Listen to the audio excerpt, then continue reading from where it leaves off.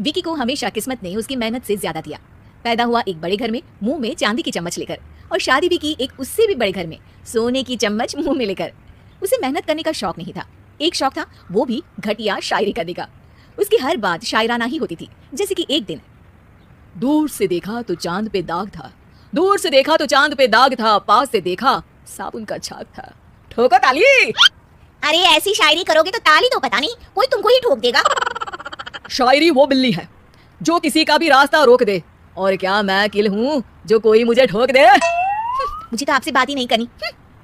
मैं निकला था गाड़ी लेके, लेकिन दौड़ के जा रहा हूँ। मेरी शायरी कोई नहीं सुनता, मैं घर छोड़ के जा रहा हूँ। धीरे बोलिए जी, मम्मी पापा को पता चल जाएगा तो तुमको सच में तुम्हारे मायके भेज देंगे। सस्ते साबुन से मेरी कॉलर चमकी नहीं, सच में चला जाऊंगा, मेरी बात कोई धमकी नहीं।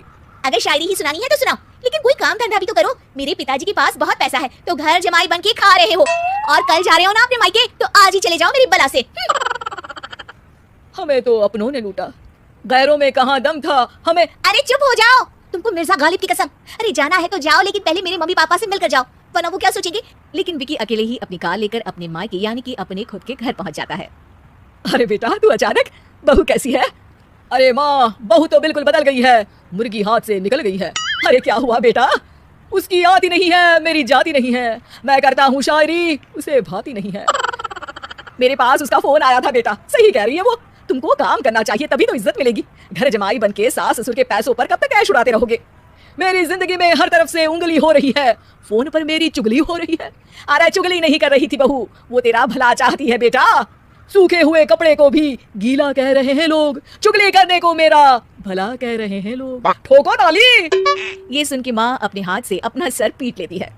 अरे माँ, ताली की जगह माथा क्यों ठोक रही हो? बेटा तू ना आराम कर, तेरे पिताजी भी आने वाले हैं, खाना लगा देती हूँ। विकी अपने घर भी दिन भर टीवी देखता है, तरह तरह का खाना खाता है, दोपहर तक सोता है, चाय पीता है, वीडियो गेम खेलता है, बस काम करने नहीं जाता। घर में नौकर चाकर है तो बिस्तर से हिलने तक की जरूरत नहीं पड़ती। कई बार तो विकी अपने नौकरों को बिठाकर शायरी सुनाता रहता। कब जाओगे बेटा? अरे कैसी बात कर रहे हैं डैडी, क्या आप मेरे फादर नहीं? आप मुझे भगाना चाहते हैं क्या? ये मेरा घर नहीं। अरे नहीं बेटा, तुम्हारा ही घर है, हम तो चाहते थे कि तुम यहीं रहो और मेरा काम आगे बढ़ाओ, लेकिन तुम ही चले गए घर जमाई बनने। अरे मेहनत तो गधे भी करते हैं, मैं अच्छी किस्मत लेके पैदा हुआ हूँ, मैं घर जमाई हूँ, ससुराल का फूल गेंदा हुआ हूँ। ठोको ताली। पिताजी और माँ सच में ताली बजा देते हैं।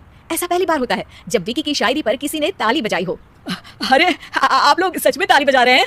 हाँ हाँ बेटा, तुम्हारे ससुर का फोन आया था, बोला जब तक घर जमाई जी कोई काम ना करने लगे हमारे यहाँ मत भेजना। अब तू तो काम करने से रहा और तुझे रहना भी है हमारे घर में ही, करेगा भी शायरी ही, और बार बार ठोको ताली बोलेगा तो आदत डाल ही लेते हैं ताली ठोकने की। विकी उसी वक्त खड़ा होता है और बहुत गुस्से में सीधे ससुराल के लिए निकल जाता है। फिर से आ गए? लेकिन सुमन को देखते ही विकी पिघल जाता है। अब सुमन, आई एम सॉरी, आज से ना मैं सिर्फ शायरी ही नहीं बल्कि काम भी करूंगा।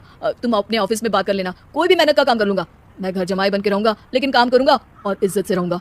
मतलब सिर्फ तुम नहीं आए हो, तुम्हारे साथ तुम्हें अकल भी आ गई है। मैं अपने कारखाने का मैनेजर बनाता हूँ तुमको, कल से मेरे साथ चलना वहाँ। थैंक यू ससुर जी। थैंक यू से काम नहीं चलेगा, एक शायरी सुनानी पड़ेगी। जरूर।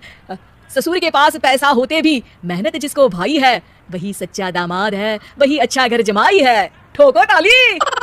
सब विकी की शायरी पर ताली ठोक देते हैं। शिक्षा, जब किस्मत आपको बहुत सारा दे दे तो उसकी कद्र करनी चाहिए और मेहनत करना कभी नहीं भूलना चाहिए।